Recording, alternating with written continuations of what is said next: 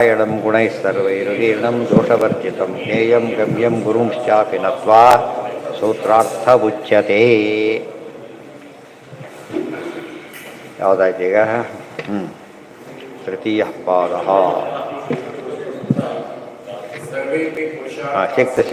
ಸಿಕ್ತು. ಸರ್ವೇ ಈಗ ಬಂತು ಒಂದು ದೊಡ್ಡ ಪ್ರಶ್ನೆ. ಇದೆಲ್ಲ ಸರಿನೇ, ಆದರೆ ಲೌಕಿಕದಲ್ಲಿ ಎಷ್ಟೆಷ್ಟು ಪ್ರಯೋಜನ ಇದೆ, ಏನೆಲ್ಲ ಮಾಡಕ್ಕೆ ಬರುತ್ತೆ. ನಿಮ್ಮ ಶಾಸ್ತ್ರದಲ್ಲಿ ಏನೆಲ್ಲ ಸತ್ತ ಮೇಲೆ ಅಂತ ಹೇಳ್ತೀರಿ, ಈಗಂತೂ ಇಲ್ಲಲ್ಲ ಅಂತ ಕೇಳಿದರೆ ಇಲ್ಲ, ಎಲ್ಲ ಸಿಗುತ್ತೆ ಅಂತ ಹೇಳಿ. ಎಲ್ಲ ಅಂದ್ರೇನು? ಎಲ್ಲ ಶಾಸ್ತ್ರದಿಂದ ಏನೇನು ಸಿಗ್ಬೋದು ಅದು ಒಂದೇ. ಈ ಶಾಸ್ತ್ರ ಎಲ್ಲ ಶಾಸ್ತ್ರ ಒಂದರ ಸಿಗುತ್ತೆ.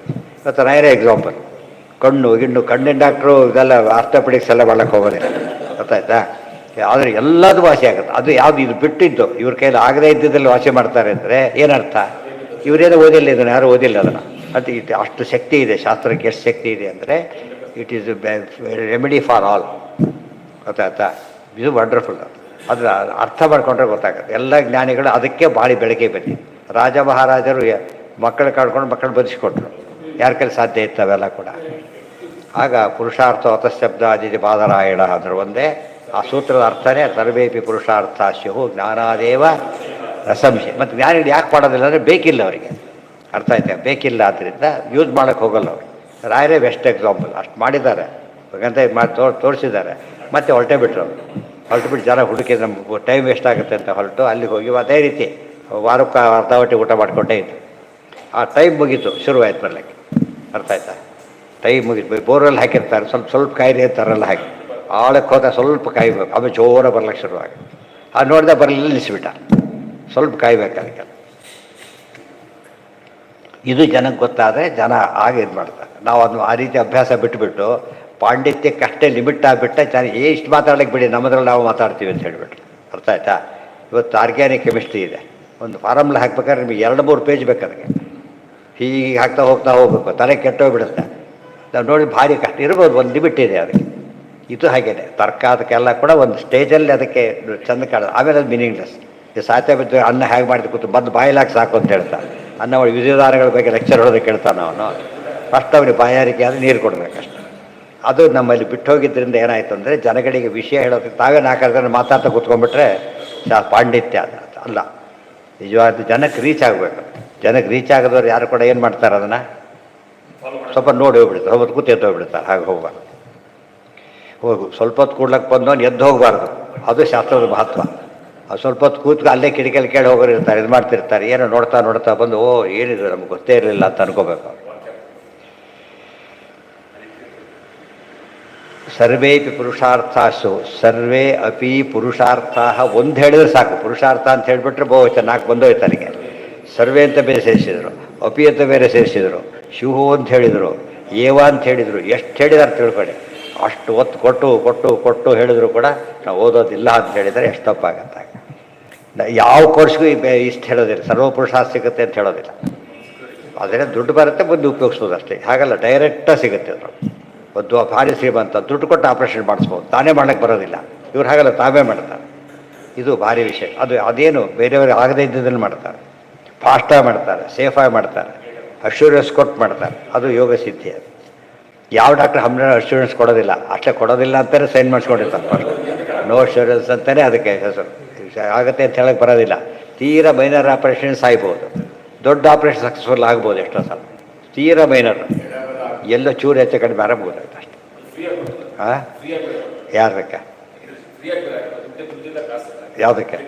ಇದಕ್ಕೆ ಫ್ರೀ. ನೀರು ಫ್ರೀ ಅಂದರೆ ಅದು ದುಡ್ಡು ಕೊಡೋಕೆ, ಅಷ್ಟು ದುಡ್ಡು ಕೊಡೋಕ್ಕೆ ಆಗೋದೇ ಇಲ್ಲ. ಅದ್ರಿಂದ ಫ್ರೀ ಮಾಡಿದರೆ ಒಳ್ಳೆಯದು. ಹಾಗೆ ಮಾಡೋದು ಅವರು.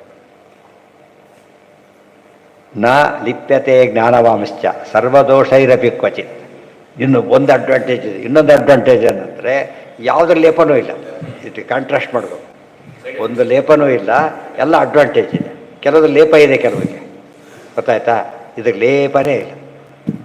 ಈ ಎರಡು ಫುಲ್ ಓದ್ಕೊಬಿಟ್ರೆ ಅದು ಹೈಲೈಟ್ ಮಾಡಿದರೆ ಏನಾಗುತ್ತೆ, ಅದು ಎಲ್ಲ ಕಡೆ ಹಾಕಬೇಕಾದ್ರೆ ಬಟ್ಟೆಗಳಲ್ಲಿ ಇದರಲ್ಲೆಲ್ಲ ಹಾಕಿದರೆ ಅದ್ರ ಅರ್ಥನೂ ಹಾಕಬೇಕು.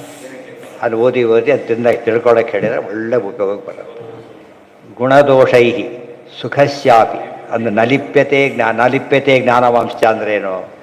ಸಂಚಿತ ಸುಟ್ಟೋಯ್ತು, ಆಗಾಮಿಗೆ ಲೇಪ ಇಲ್ಲ, ಪ್ರಾರಬ್ಧ ಅನುಭವಿಸಿದ್ರೆ ಮುಗೀತು. ಕೆಲವು ಅಂದರೆ ಒಟ್ಟು ಲೇಪ ಇಲ್ಲ ಅಂದರೆ ಮುಕ್ತಿಗೆ ಅಡ್ಡಿ ಇಲ್ಲ 100%. ಏನಾರು ಮಾಡೋ ಮುಕ್ತಿ ಸಿಗುತ್ತೆ. ಆದರೆ ಶಿಕ್ಷೆ ಇದೆ, ತಪ್ಪು ಮಾಡಿದರೆ ಶಿಕ್ಷೆ ಇಲ್ಲ ಅಂತಲ್ಲ. ಕೆಲವನ್ನ ವೇವ್ ಮಾಡ್ಬೋದು, ಎಲ್ಲ ವೇವ್ ಮಾಡೋದಿಲ್ಲ. ಇದು ತುಂಬ ಇಂಪಾರ್ಟೆಂಟ್ ಅಂಶ. ನಲಿಪ್ಯತೆ ಜ್ಞಾನವಾಂಶ ಸರ್ವದೋಷೈರಪಿ ಕ್ವಚಿತ್ ಕ್ವಚಿತ್ ಅಂತ ಹೇಳಿದ್ರಿಂದ ಮೋಕ್ಷಕ್ಕೆ ಅನ್ವಯ ಅದ. ಯಾವುದಕ್ಕೆ ಇಲ್ಲೇಪ ಆಗೋದಿಲ್ಲ ಅಂತಲ್ಲ, ಮೋಕ್ಷಕ್ಕೆ ಅದು ಅಫೆಕ್ಟ್ ಆಗೋದಿಲ್ಲ, ಹಾಗೆ ಆಗ. ಗುಣದೋಷೈ ಸುಖಶ್ಯಾಪಿ ವೃದ್ಧಿಹಾಸೌ ವಿಮುಕ್ತಿಗೋ. ಅದಕ್ಕೇನೆ ಗುಣದೋಷಗಳಿಂದ ಸುಖಶ್ಯ ಇದು ಹೇಳಿದರು. ಏನು ಲೇಪ ಇಲ್ಲ ತಿಳ್ಕೊಬೇಡಿ, ವೃದ್ಧಿಹ್ರಾಸ ಇದೆ, ವೃದ್ಧಿಹ್ರಾಸ ಇದೆ. ಅಪರೋಕ್ಷ ಜ್ಞಾನ ಬಂದ ಮೇಲೆ ಒಳ್ಳೆಯ ರೀತಿ ಇದ್ದರೆ ವೃದ್ಧಿ ಆಗುತ್ತೆ, ಅಲ್ಲಿ ತಪ್ಪು ಮಾಡಿದ್ರೆ ಹ್ರಾಸ ಆಗುತ್ತೆ. ಸಾಕಲ್ಲ ಪನಿಷ್ಮೆಂಟು. ಎಷ್ಟು ದಿವಸಕ್ಕೆ ಅದಾಗೋದು?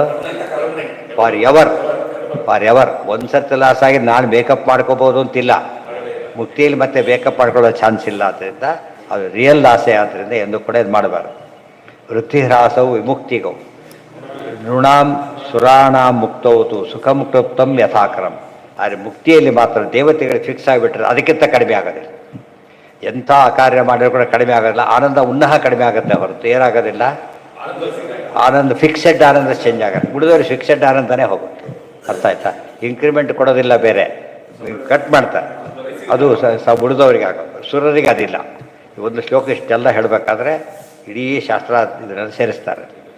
ಸರ್ವೇಪಿ ಪುರುಷಾರ್ಥ ಸ್ಯು ಜ್ಞಾನಾದೇವರ ಸಂಶಯ ನ ಸಂಶಯ ಬೇರೆ ಇಷ್ಟೆಲ್ಲ ಆಗಿ ಡೌಟ್ ಆಗ್ತವೆ.